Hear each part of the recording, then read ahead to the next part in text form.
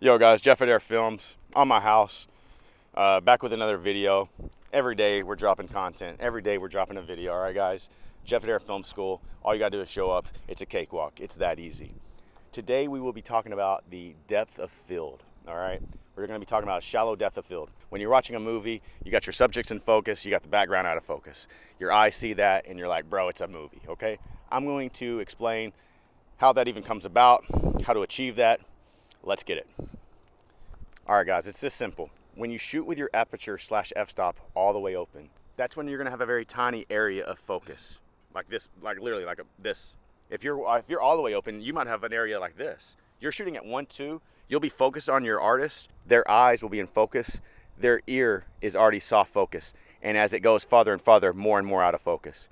All right, that's that cinematic look we're talking about.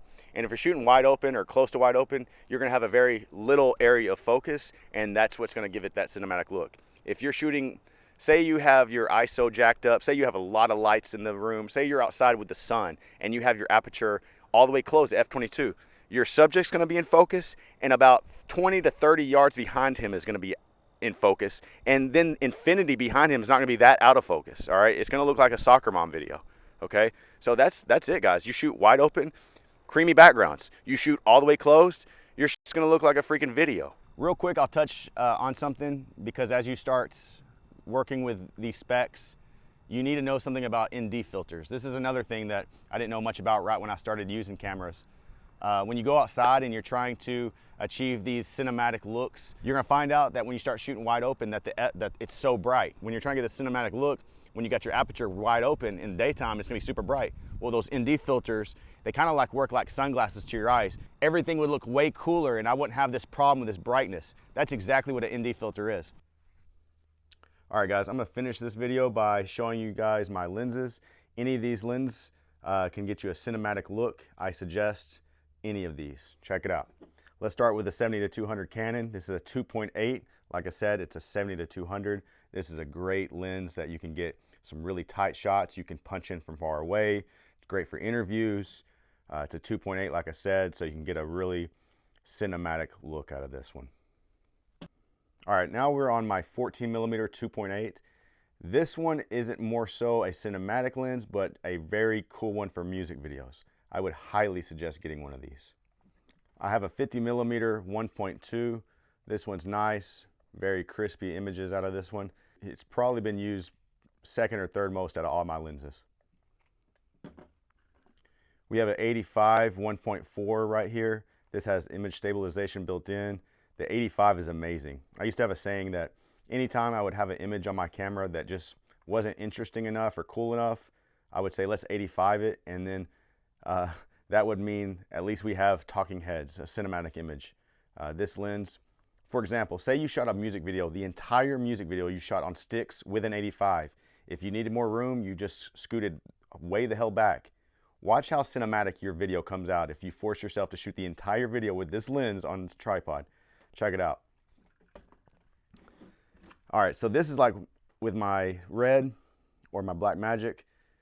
This lens is the most used lens. This is actually the second lens I've had. That's why it looks so clean. You should have seen my first one.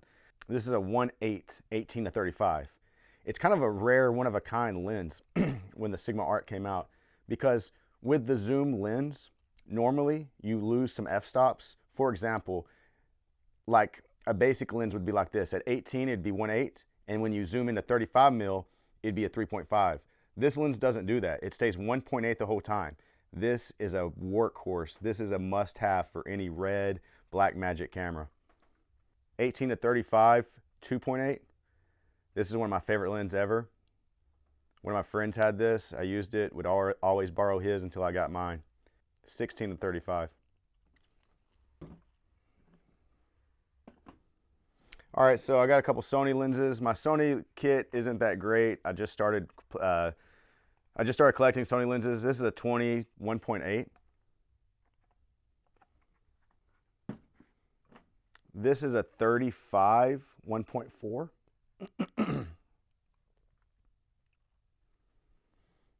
And then I got my little nifty 50 1.850. I think the next lens that I'm going to get for my Sony is going to be the 16-35 for it. maybe a beefier 50.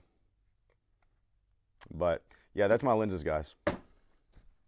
Hey kids, stay off dope.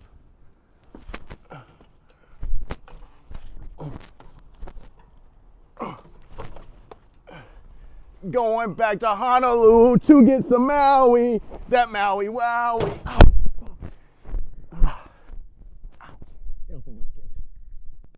All right, thank you guys for watching. Let's get it.